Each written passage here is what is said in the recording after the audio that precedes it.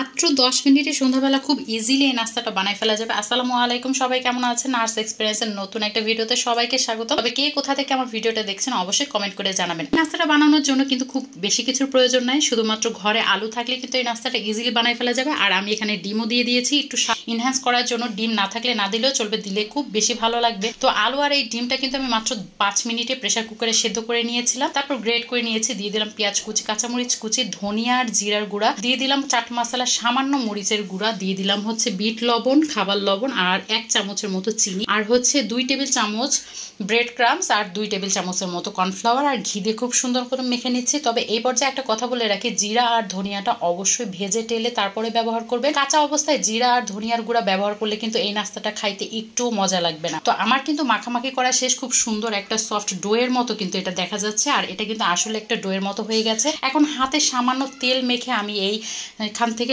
অল্প একটু ডো নিয়ে তারপরে হচ্ছে গোল শেপ করে তারপর হাত দিয়ে চ্যাপটা করে মাঝখানে ফুটো করে নিলে হয়ে যাবে অনেকটা ডোনাটের শেপের মতো। আপনারা চাইলে ছোট বড় যে কোনো সাইজের বানাইতে পারেন, কোনো সমস্যা নাই। কিন্তু এখানে আরেকটা দেখাই দিচ্ছি কিভাবে করতে হবে। এটা কিন্তু বলে বোঝানোর তেমন কিছুই নাই, দেখলে কিন্তু বোঝা যাচ্ছে যে এটা আমি কিভাবে করে নিচ্ছি। আর আশা করছি সবাই কিন্তু এরকমটা করতেই পারবেন দেখে দেখে।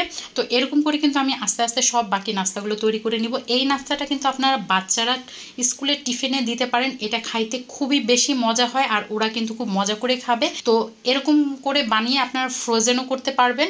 ফ্রোজেন করলে যখন ভাজার খেতে ইচ্ছে করবে তখন কিন্তু নামিয়ে ইজিলি আপনারা ভেজে খেয়ে নিতে পারবেন। তো আমার সবগুলো নাস্তা বানানো শেষ। এখন আমি একটা বাটিতে ডিমের সাদা অংশটা নিয়ে নিচ্ছি। আপনারা চাইলে কিন্তু পুরো ডিমটাও নিয়ে নিতে পারেন।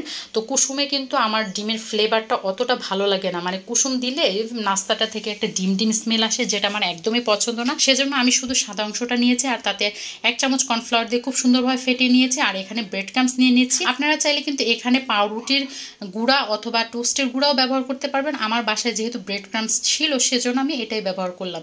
তো আমি প্রথমে নাস্তাগুলো ডিমে কোটিং করে তারপরে ব্রেড ক্রামসে সুন্দরভাবে কোটিং করে নিচ্ছি।